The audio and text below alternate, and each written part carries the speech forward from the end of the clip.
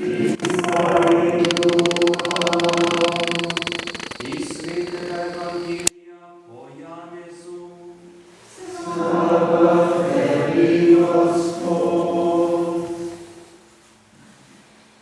čas se je Jezus spet prikazal učencem ob Tiberijskem morju.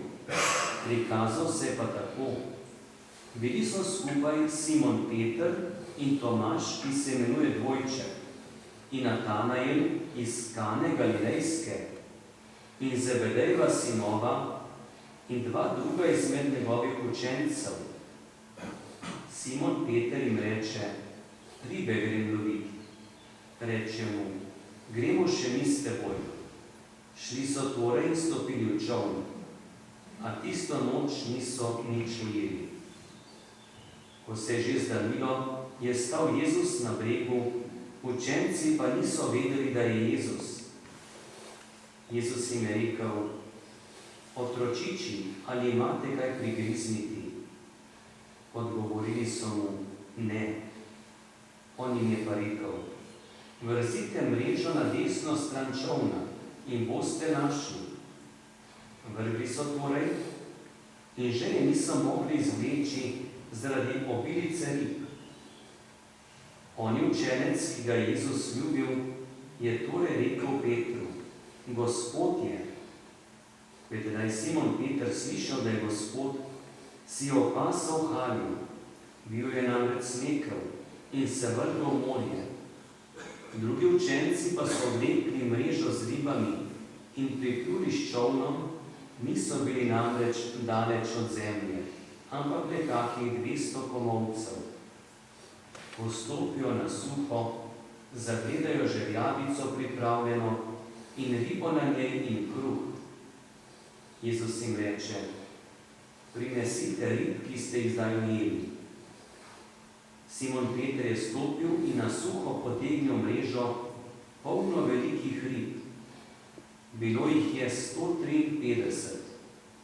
In čeprav jih je bilo toliko, se mreža ni strgala. Jezus jim veli: pridite jest.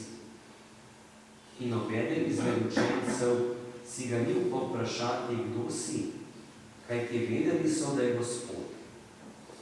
Jezus torej gre in vzame kruh ter jim ga da. Prav tako tudi ribo. To je bilo že v tretje, da se je Jezus prikazal učencem, odkar je vstal od mrtvih. To je Kristusov evangelij. Hvala tebi, Kristus.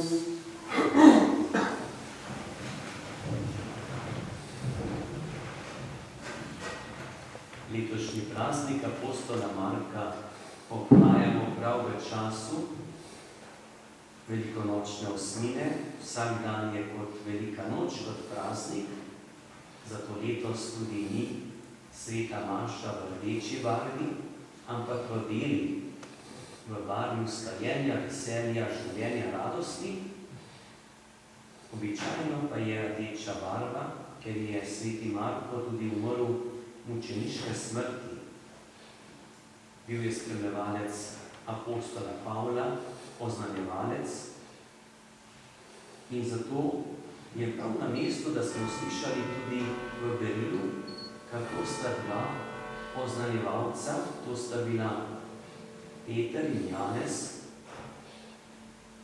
bila na zaslišanju, zato ker sta Boga prosila za zdravje nekega hromega človeka, bolnika. In zanimivo je, veliki duhovniki, starešine ljudstva, ljudje, ki so dali poučevanje ljudi, so bili odgovorni za razjasnitev stvari, dogodkov. To so bili ljudje, ki so podali razlago drugim. Ti ljudje sprašujejo Petra in Janeza, v čigavem imenu sta to naredila. Ljudje, ki bi morali povedati, v čigavem imenu sta ta dva človeka to naredila, sprašujeta. sprašujejo ta dva apostola. Kaj pa, če je to vprašanje za to?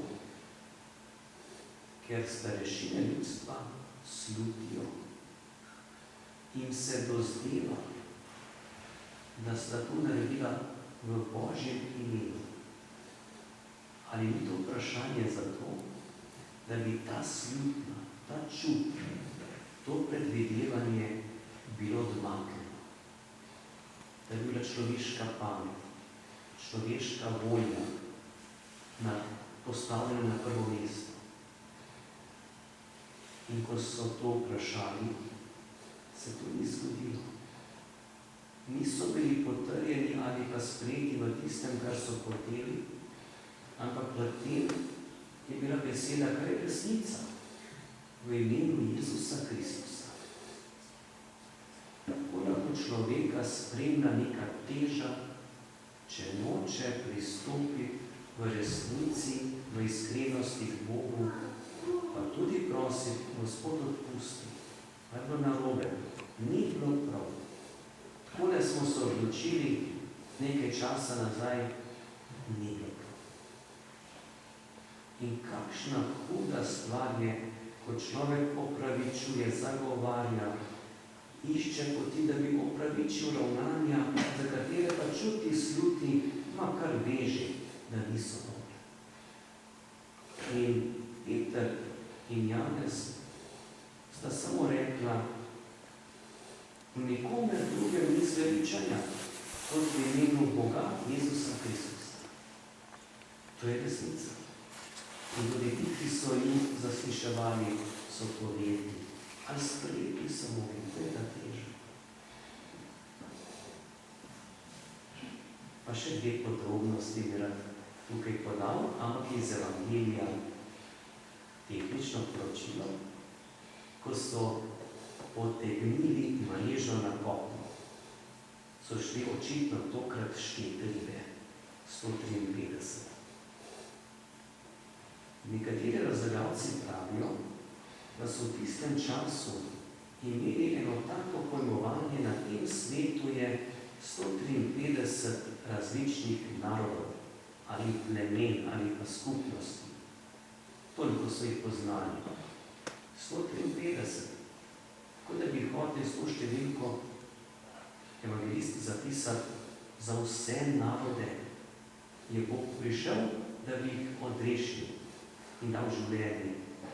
In vsi ti narodi so v eni veliki mreži. In ta druga podrobnost, ta mreža, ki je bila to polna, ko so jo potegnili na kopno, se ni strgala. Ne pretrga se vez med Bogom in človekom. In tudi cerkev kot skupnost je ena sama, ljudje jo pa vlečemo na vse strani in rečemo, potem je pa ta razhod nastal, oni tretji. Ampak Bog ima željo, da je ta mreža skupaj, da to povezuje, da smo ljudje skupaj z Bogom povezani. Pred smrtjo Jezusovo suknjo niso raztrgani, je v enem kosu in je ostala v enem kosu. In ta mreža v enem kosu neraztrgana. Pa nobeden narod ni izven, vsi so notri. Ali ni to močno sporočilo velike noči in tudi ta dan, ki ga imamo pri prošnjah svetemu Marku, vsi skupaj smo v eni mreži in prosimo naše zavetnike, tam je še posebej svetega Marka, naj pri Bogu, ki je naš odrešenik, od katerega vse, naj ta svetnik, sveti Marko, izprosi pri Bogu blagoslova, varstva, zdravja, razumevanja, da bi res živeli v veselju odrešenosti.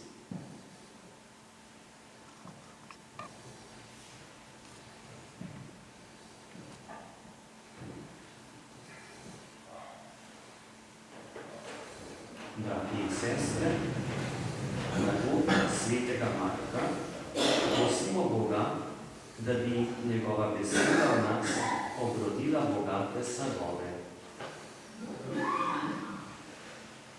Naj si misionarji prizadevajo za ponižno in nesebično služenje vsem ljudem. Prosim, da se sliši nas cerkvi omogočajo svobodo in pri oznanjanju veselega oznanila. Prosimo te, usliši nas. Naj kristjani radi premišljujemo evangelij in v njem odkrivamo tvojo dobroto. Prosimo te, usliši nas. Naj na priporočno svetega Marka prejemamo tvoj blagoslov pri delu na polju. Prosimo te, usliši nas. Naj bodo vsi, ki umirajo nagle smrti, pridruženi tvojemu večnemu kraljestvu. Prosimo te, usliši nas. Naj pokojni papež Frančišek, ki si je prizadeval, da bi Božja mreža zajela vse narode za odrešenje, doseže v tebi polnost življenja. Prosimo te, usliši nas. Usmiljeni Bog, na priprošnjo svetega Marka, evangelista, nas podpiraj, da bomo tvojo ljubezen prinašali vsemu svetu. To te prosimo po Kristusu, našem Gospodu. Amen.